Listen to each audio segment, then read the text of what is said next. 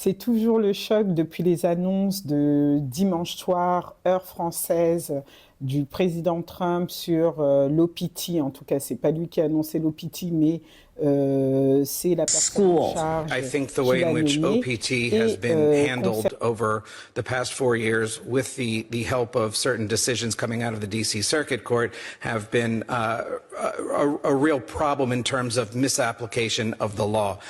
What I want to see would be essentially a regulatory and sub-regulatory program that would allow us to remove the ability for employment authorizations for F1 students beyond the time that they are in school. Et concernant plus précisément le H-1B visa, nous sommes encore sous le choc. On attendait parfois, il change d'avis.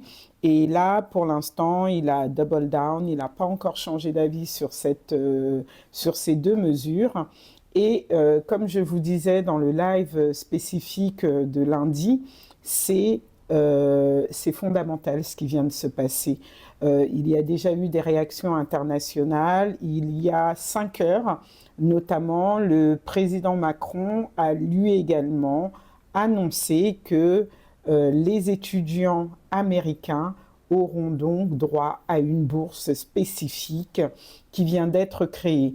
Parmi les autres réactions, on a eu la réaction de l'Inde qui, en rapport avec le H-1B visa, a créé donc un K-visa, spécifiquement pour attirer les STEM graduates et les STEM students.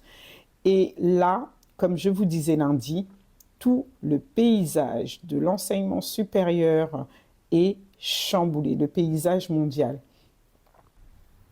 Alors, pour comprendre pourquoi ces annonces de Donald Trump sont si fondamentales et changent l'écosystème de l'enseignement supérieur mondial, c'est pour 2 raisons. L'OPT et le H-1B visa jouent un rôle crucial dans ce que j'appelle la navigation des talents mondiaux. Donc, l'OPT, c'est un système qui permet donc aux international students aux États-Unis de rester 12 mois supplémentaires, notamment pour chercher un emploi dans leur field, dans leur domaine. Alors, c'est pour les international students qui ont passé au moins 2 ans aux États-Unis, donc 2 ans dans une université américaine. Et cette OPT peut être étendue à 2 ans, notamment si vous êtes diplômé en STEM. Pour ce qui est du H-1B visa, celui-ci concerne donc ces étudiants qui finalement veulent rester aux États-Unis et qui sont embauchés par les entreprises américaines. On transforme donc en général leur F1 visa en H-1B visa qui leur permet donc après de travailler aux États-Unis.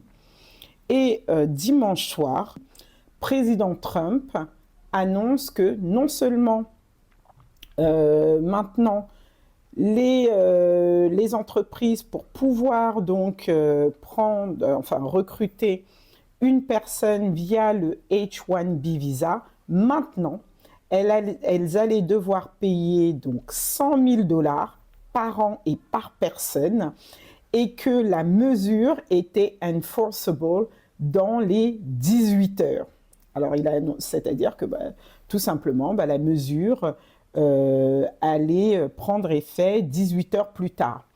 Donc, ça a été le chaos mondial parce que, bien entendu, il a signifié que ceux qui étaient déjà en possession d'un H-1B visa étaient exemptés. En tout cas, les entreprises étaient exemptées parce que la mesure n'était pas rétroactive.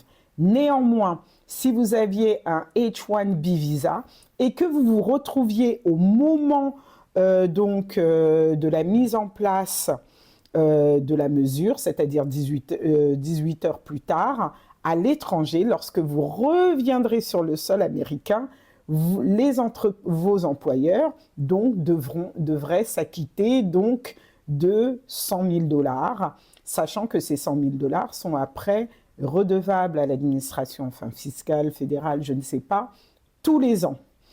Et donc, ça a été un chaos mondial dans les grands aéroports, notamment les aéroports américains, Parce qu'en fait, ceux qui étaient à l'étranger, notamment en vacances, ou ceux qui étaient allés voir leur famille, les H-1B holders, devaient, enfin, dès qu'ils ont appris la nouvelle, rentrer rapidement aux États-Unis pour ne pas se retrouver dans une situation délicate.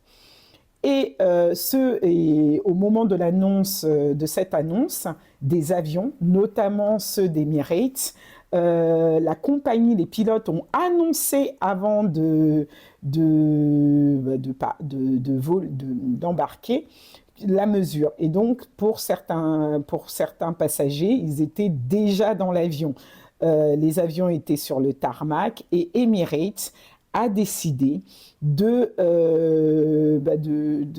parce qu'il y a eu un espèce de chaos, et donc de ne pas faire voler ces avions et de permettre aux passagers donc de pouvoir descendre et donc de rester. Et donc les Emirates se retrouvaient...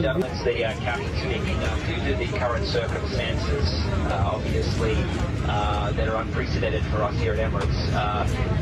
We are aware that a number of passengers do not wish to travel with us, and that's perfectly fine. All we ask is that if you wish to offload yourself, descendre et donc de rester.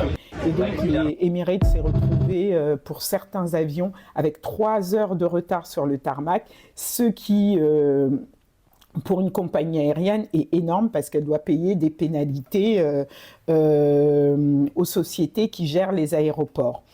Et pour Emirates, ils sont maintenant la compagnie championne pour tout le monde, mais c'est une compagnie nationale Emirates, mais c'était également un move politique, parce que vous savez bien qu'il y a un fort rapprochement en ce moment entre cette partie du monde et l'Inde. Et pourquoi c'est important et pourquoi c'est lié à l'Inde? Donc, les principaux holders du H-1B visa en 2024 sont l'Inde, près de 300 000 visas H-1B visa ont été approuvés pour les Indiens, la Chine 46 000, les Philippines 5 000 et le Canada. Donc, effectivement, cette mesure frappe principalement les Southeast Asians. Et parmi les entreprises donc, qui bénéficient et qui demandent donc, à obtenir donc, ce visa pour leurs futurs salariés, on a premièrement Amazon, Tata Consulting Group, Microsoft, Meta, Apple, Google, Cognizant Technology Solutions, Deloitte, JP Morgan, Walmart. Et ce sont les principales donc, sociétés qui ont donc demandé donc, l'autorisation d'embaucher donc, des étudiants, enfin des récents graduates via ce système de visa. Donc, les industriels se sont déjà prononcés contre cette mesure et notamment des tribunes ont été lancées pour interpeller l'administration de Donald Trump. Le Premier ministre indien a fait une allocution où il indiquait notamment le caractère important et crucial que cette mesure portait pour les entreprises indiennes, parce que à la bourse, on a vu que de nombreuses valorisations indiennes ont chuté, notamment d'entreprises indiennes, notamment dans le domaine de la tech. Mais pourquoi nous, ça nous interpelle et ça change tant le panorama donc, de l'enseignement supérieur partout? Effectivement, beaucoup ont pensé